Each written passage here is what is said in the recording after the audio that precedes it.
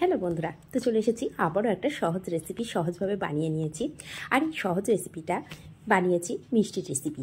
আর এই মিষ্টি রেসিপিটা বানিয়েছি আরও সহজভাবে, সেটা হচ্ছে গ্যাস না জ্বালিয়ে খুব সহজভাবে আর সহজ পদ্ধতিতে বানানোর চেষ্টা করেছি। আর সেটাই আপনাদের সাথে শেয়ার করতে চলে এসেছি।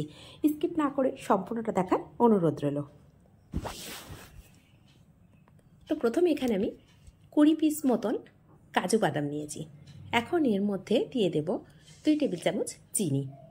তো চিনির পরিমাণটা যদি একটু কম খেতে চান সেক্ষেত্রে অবশ্যই পরিমাণটা একটু কমিয়ে দিতে পারেন। তো চা চামচের থেকে একটু বড় চামচে 2 চামচ আমি এখানে চিনি ব্যবহার করেছি। আর এখন দিয়ে দিলাম 2টো এলাচকে ফাটিয়ে এর ভিতরে যে দানাটা থাকে সেটা নিয়ে নিলাম। নিয়ে এটাকে ভালো করে একটু গুঁড়ো করে নেব। তো খুব ভালো মিহি গুঁড়ো করবো না, হালকা একটু দানা দানা যেন থাকে সেইভাবে গুঁড়ো করে নেব। এতে গুঁড়োটা যখন মুখের মধ্যে পড়বে খেতে ভীষণ ভালো লাগবে। তো আমি হাত দিয়েও দেখিয়ে দিলাম। এখন এর মধ্যে আরও কিছু উপকরণ মেশাবো। সেটা হচ্ছে এখানে প্রথমে আমি 100 গ্রাম পনির নিয়েছি। আর পনিরটা এইভাবে কিউব করে কাটা ছিল, এইভাবে কিনে আনা। এখন এর মধ্যে দিয়ে দেব 2 টেবিল চামচ পাউডার দুধ দিয়ে আবারও ভালো করে এটাকে পেস্ট করে নেব। তো পেস্ট করার পরেই দেখাচ্ছে, পেস্ট করার পরে দেখুন অনেকটাই নরম হয়ে গেছে। এর মধ্যে বাড়তি আর কোনো উপকরণ দেওয়া নেই। আর এটাই এত ভীষণ টেস্ট হয়েছে না বলে বোঝানোর নেই। একবার হলে ভেবে বাড়িতে বানিয়ে দেখতে পারেন যে কত সহজভাবে গ্যাসটা জ্বালিয়ে এই রেসিপিটা বানানো যায়। এখানে যে পেস্টটাকে রেডি করেছিলাম সেটাকে একটা বাটির মধ্যে ঢেলে নিলাম। আর এটা দেখুন অনেকটাই নরম হয়েছে। আর হাত দিলে হাতের মধ্যে লেগে যাচ্ছে। তো এখন এটা থেকে আমি ছোট ছোট বল রেডি করে নেব। তো তার জন্য প্রথমে হাতে একটু পরিমাণ মতন তেল মেখে নিতে হবে। এতে করে হাতের মধ্যে লেগে যাবে না আর বলের শেপটাও খুব সুন্দরভাবে দেওয়া যাবে। তো ছোট ছোট বলসগুলো আমি রেডি করে নিচ্ছি, নিয়ে সাইড করে রেখে দিচ্ছি। আর প্রত্যেকটা দেখুন কত সুন্দরভাবে গোল করে রেডি করছি। আর এই বলসগুলো কিন্তু আমি রেডি করছি, খুব বড় করছি না আবার খুব ছোট করছি না, মিডিয়াম সাইজের করছি। একটু খেয়াল করলে বুঝতে পারবেন। তো এইভাবে সমস্তটাই আমি রেডি করে নিচ্ছি, নিয়ে এটাকে সাইড করে রেখে দেবো। আর হাতের মধ্যে কেমন লেগে যাচ্ছে সেটাও দেখিয়ে দিচ্ছি যে কতটা নরম হয়েছে। তো সম্পূর্ণ রেডি করা হয়ে গেছে। এখন এটাকে সাইড করে রেখে এখন আরও একটা উপকরণ নেব, সেটা হচ্ছে ব্রেড। তো ব্রেডের এই যে ব্রাউন পার্টগুলো আছে না, সেগুলোকে ছুরি দিয়ে কেটে বাদ দিয়ে দেবো। তো এটাকে বাদ দিয়ে দেবো বলে বাদ দেবো না, পরে আবার এটাকে ব্রেড ক্রাম্বস করে রেখে দেবো, সেটা অন্য কোনো রেসিপিতে আবার লেগে যাবে। এখন ব্রেডটাকেও 4 সাইড দিয়ে কেটে সাইড করে রেখে দিলাম। আর এখন নিয়ে নিচ্ছি দুধের উপরে যে সর থাকে না, সেইটা আমি সবসময় তুলে আলাদা করে রেখে দিই। এই মালাইটাকে 2 টেবিল চামচ মতন নিয়ে নিলাম, নিয়ে একটু ভালো করে মিশিয়ে নিলাম কাঁটা চামচের সাহায্যে। আর এখন ভালো করে ঘন করে দুধ জাল দিয়ে রেখেছিলাম, সেটা ফ্রিজে ছিল। এই ঠান্ডা দুধ আমি এখানে একটা মেজারিং কাপের 1 কাপ নিয়ে নিলাম, নিয়ে আবারও খুব ভালো করে মিশিয়ে নিলাম যে মালাইটা দিয়েছিলাম না তার সঙ্গে। এখন দিয়ে দেব 2 টেবিল চামচ কনডেন্স মিল্ক। এতে করে মিষ্টির পরিমাণটা ঠিকঠাক থাকবে।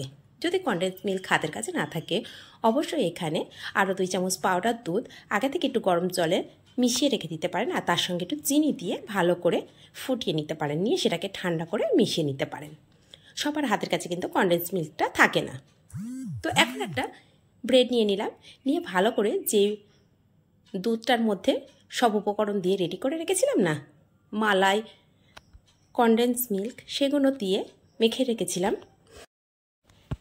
তার মধ্যে ভালো করে ডুবিয়ে নিচ্ছি। ব্রেডটা দিয়ে একটু নরম হয়ে গেলে আবারও ভালো করে একটু চিপে যে এক্সট্রা দুধটা আছে সেটাকে বার করে দিয়ে আবারও এইভাবে একটা বল দিয়ে এইভাবে গোল করে নিচ্ছি। আর দেখুন বলটা কত সুন্দর করে রেডি করে নিচ্ছি।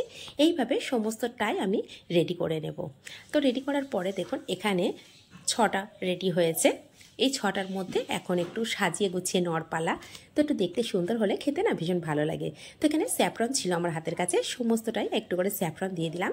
আর সামান্য একটু কালার দিয়ে দিলাম। এই যে দুধটা বেশি ছিল তার মধ্যে সামান্য একটু কালার দিলাম। এতে করে দেখতে অনেকটা সুন্দর হবে।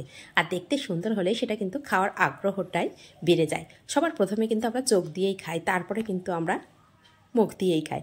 আগে চোখে যদি দেখতে সুন্দর লাগে তবে সেই জিনিসটাই কিন্তু আমরা খুব লোভনীয়র সাথেই খাই। সেই জন্য বললাম দেখতে আগে ভালো হতে হবে। আর যদি এখানে হাতের কাছে সিলভার ভার্ক থাকে সেক্ষেত্রে অবশ্যই দিতে পারেন, লুকটা আরও চেঞ্জ হয়ে যাবে। তো এখন আমি সার্ভ করব। আর এখানে বলে রাখি আমি 1 ঘন্টা ধরে ফ্রিজে রেখে দিয়েছিলাম। 1 ঘন্টা পরে ফ্রিজ থেকে বার করে তবেই আবার একটু সামান্য পেস্তা কুচি দিয়ে আপনাদের সামনে সার্ভ করে দেখাচ্ছি। রেসিপিগুলো কেমন লাগছে কমেন্ট করতে কিন্তু একদমই ভুলবেন না। আর যদি রেসিপিটা ফেসবুক থেকে দেখে থাকেন পেজটিকে অবশ্যই ফলো করে রাখবেন, আর ইউটিউব থেকে দেখে থাকলে চ্যানেলটিকে সাবস্ক্রাইব করে পাশে থাকা বেল আইকনটি প্রেস করে রাখবেন। যখনই কোনো নিত্য নতুন রেসিপি আপলোড করব সবার আগে পৌঁছে যাবে আপনাদের কাছে। তো এখানে দেখুন একটা মাঝখান দিয়ে ভেঙে দেখাচ্ছি, এটা বোঝাও যাচ্ছে না যে কি বানিয়েছি, এটা ব্রেড দিয়ে বানানো না আসলেই অন্য কিছু ছানা দিয়ে বানানো, সেটা কিন্তু কেউ দেখে বুঝতে পারবে না, যখন খাবে সেটাও বুঝতে পারবে না। আর বিশ্বাস করুন এটা এতটাই টেস্ট, না খেলে বিশ্বাসই করতে পারবেন না। তার থেকে বড় কথা খুব কম উপকরণও লেগেছে, আর গ্যাস না জ্বালিয়ে রেসিপিটাকে রেডি করা গিয়েছে। একবার হলো বাড়িতে কিন্তু বানিয়ে দেখতে পারেন, আর কেমন হয়েছে কমেন্ট করতে ভুলবেন না, আর নিজেদের মানুষের কাছে শেয়ার করতেও ভুলবেন না। শেয়ার করে দেখুন এই সহজ রেসিপিগুলো যাতে তারা সহজভাবে বানাতে পারে। তাহলে আজ এই পর্যন্ত, আবার আসবো অন্য কোনো রেসিপি নিয়ে। ধন্যবাদ।